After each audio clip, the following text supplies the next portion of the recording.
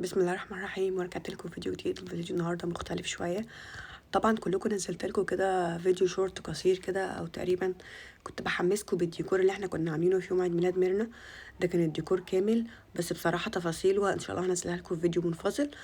وطبعا ده كان الكلام، يعني الستيكر اللي احنا دايما متعودين عليه وانتم متعودين عليه، وادي السلندرات كده وصورتها وهي صغيره.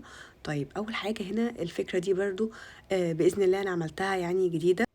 يعني كنا في ايفنت بصراحة، وكان في حد صاحب الايفنت كان عامل يعني زي عيد ميلاد لحد قريب منه، فكان حاطط هدية او هو كان عايز فكرة لهدية. فانا بصراحة فكرت في حوار البالونة دي. فالنهاردة هنتكلم بس كده فيديو منفصل عن البالونة الشفافة. اول مرة استخدمها، اول مرة استعملها.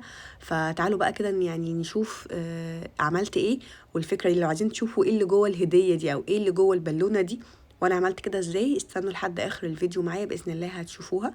تمام. طبعا ده كانوا هما لسه بيفتحوا البالونه او بيفتحوا الهديه. تمام، وهقول لكم ايه اللي حصل. الحمد لله كان عندنا مرونه يعني، وقدرنا ان احنا نلاقي فكره سريعه جدا وان احنا نداري بيها الهديه وتبقى شكلها حلو وجديده. تمام. طيب اول حاجه برضو يعني هقول لكم برضو الاخطاء اللي حصلت عشان يحصل فينا كده. تمام، يعني كان مشهد فظيع. طيب شوفوا الفيديو للاخر، ما تنسوش تعملوا لايك وسبسكرايب لاول مره تشوفوني. انا مي الليثي ودي قناتي المتواضعه. البالونه دي فعلا سعرها رمزي بالنسبه للبالونات كتير قوي بالنسبه للبالين التانيين، يعني بالنسبه لي اللي انا اشتريتها معاكم قبل كده ما علينا. طيب من البالين اول حاجه بصوا الكيس ده فيه ايه. عارفين الستاره اللي هي الذهبي والجولد والذهبي والجولد، الذهبي والسيلفر والكلام ده. ميرنا بصراحه فكرت ان احنا نقصقص، او هي فضلت سهرانه يعني تقعد تقصقص بقى من الستاره دي صغير صغير صغير. الشرايط بتاعتها قصتها كده صغير عشان تعمل لنا اللي هو الجليتر ده. ممكن تقدروا تشتروا جليتر اللي هو متوفر عندكم في اي مكتبه قريب منكم. احنا بصراحه دورنا على اقرب مكتبه، للاسف بينا ما كانش متوفر عندنا، فكان الحل فيها كده. اول حاجه بنعملها في البالونه ان احنا بنمسكها بنشدها من كل اجزائها بحيث انها تبقى طريه شويه. بنحاول ان احنا ننفخها ونطبطب عليها بالمنظر ده، بحيث انها بدل ما نحاول نخليها دايره، لانها عاده ما بتتنفخش تبقى دايره خالص. يعني هتلاقوها ساعات بتقلب معاكم بيضاوي او كده، او بتتنفخ من حته عن حته. فبالطبطبه كده بالراحه، يعني خلي بالكم اهم حاجه يكون بس ايديكم الضوافر ممكن تفرقعها مثلا لو في حاجه نفختوها زياده عن اللزوم. فخلي بالكم حتى في الاول انفخوها حبه حبه، يعني بشويش بشويش زي ما بيقولوا. بصراحه كنت بفكر ان احنا نحط الجليتر ده او اللي احنا قصدناه ده في البالونه. طب هنعمل كده ازاي؟ طبعا دي عارفينها اللي بتاعت هابي بيرث داي اللي هي بتتحط في التورته، اللي انا عملتها معاكم في الفيديو اللي فات بتاع التورته. ركزوا كده معايا، اللي ما شافش الفيديو بتاع التورته الفوم يروح يشوفها على طول كده. تمام. طيب انا عملت ايه؟ عملت زي قرطاس كده بالمنظر ده. طبعا ممكن تحطوا سلوتيب او حاجه تلزقوا بيها، وبحيث ان انا اعمله ان احنا ندخل بيه الجليتر ده بكل سهوله. كانت فكره لطيفه برضو عشان تعرفوا ان في مرونه في الموضوع طول ما انتوا شغالين. كده بالظبط نفس المرونه بتاعت ميرنا لما فكرت انها تنفخ في الجليتر ده، فاكره ان هو لما تنفخ فيه هينزل، لا ما توقعتش ان هو هيتنطر في وشها مثلا. بس تمام، ادينا بنتعلم. طيب فكرنا بقى في ايه عشان نحل الموضوع ده؟ بقلم عادي جدا وبيدخل بكل سهوله خالص الجليتر ده في البالونه. طبعا نقدر بالطريقه دي نستخدم اي لون جليتر او اي لون ستاره. شفتوا بقى الافكار؟ يعني انا بس عايزه اقول لكم كام فكره بذمتكم في الفيديو ده. تمام. الفيديو ده يستاهل كام لايك؟ يعني مش انا مش لازم على فكره اعرف ان الشخصيه اللي هي بتعملي لايك، بس انتوا بس لما بتعملوا لايك انا ما بعرفش مين اللي عمل لايك. بس يعني لايك يا جماعه، انتوا مش خسرانين حاجه، انتوا اكيد بتستفادوا حتى لو ثغره من المعلومات بتستفادوا. مش هيضركم في اي حاجه. بلاش كومنتات عشان مش عايزين ان انا اعرفكم ان انتوا بتعملوا كومنتات عندي او اعرف ان انتوا بتابعيني، ما عنديش مشكله. ما تعملوش، بس اعملوا لايك.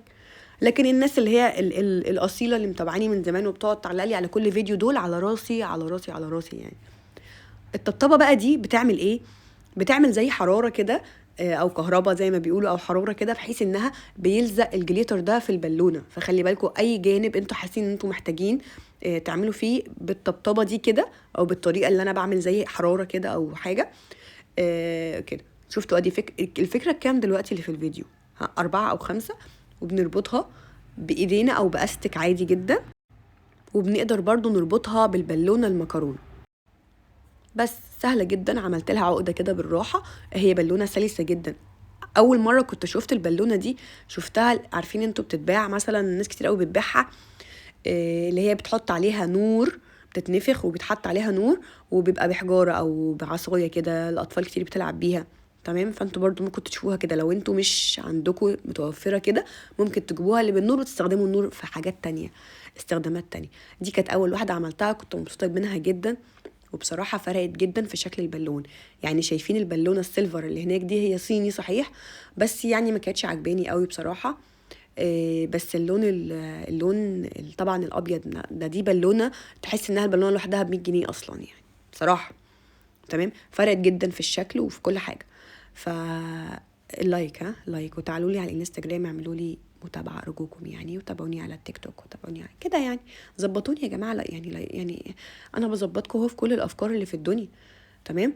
هنا بقى انا كنت بنفخ شكل التاني اللي هو لون السيلفر. طبعا زي ما قلت لكم نقدر نستخدم اي لون سيلفر. تمام، برضو بالطبطبه لحد ما تبقى مدوره، نخلي بالنا واحنا بنتعامل مع البالونه.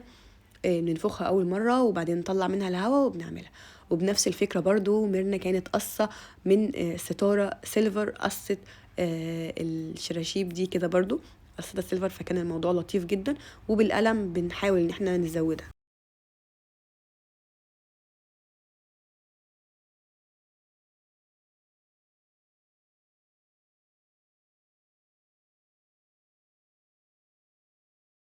كنا شغالين تمام ومبسوطين، وسبحان الله اصلا يعني كان العدد البالون عندنا محدود جدا من اللون الشفاف ده.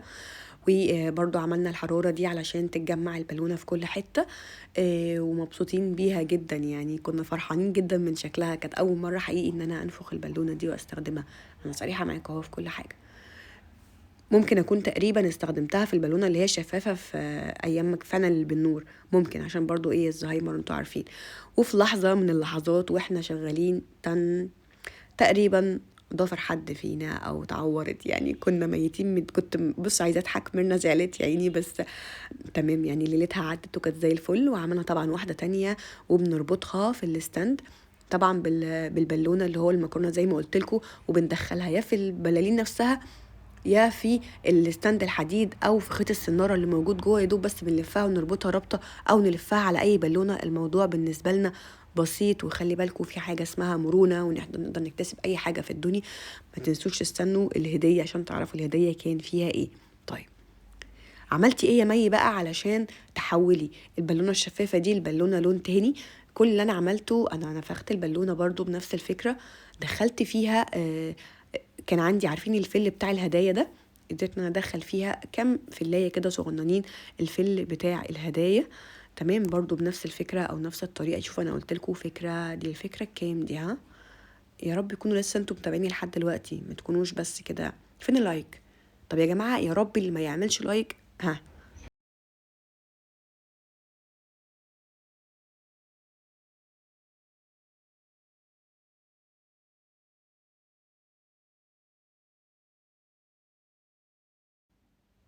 انا هنا عملت بالونه من البالونه الكبيره دي، دخلتها جوه، بس بصراحه هي ما كانتش محتاجه بالونه كبيره، هي كانت محتاجه بالونه عاديه من اللي بتفرقع بالسرعه.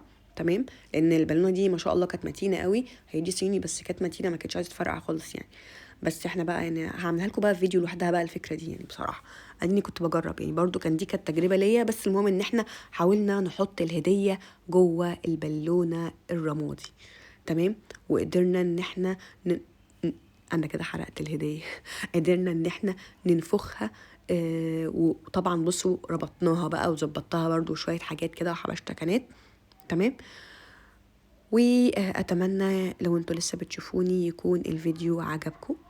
وده كان شكل طبعا الايفنت بتاع ميرنا. وما تنسوش ان انا طبعا بصوا الفروع الذهبي برضو فارقه، الكتابه فارقه.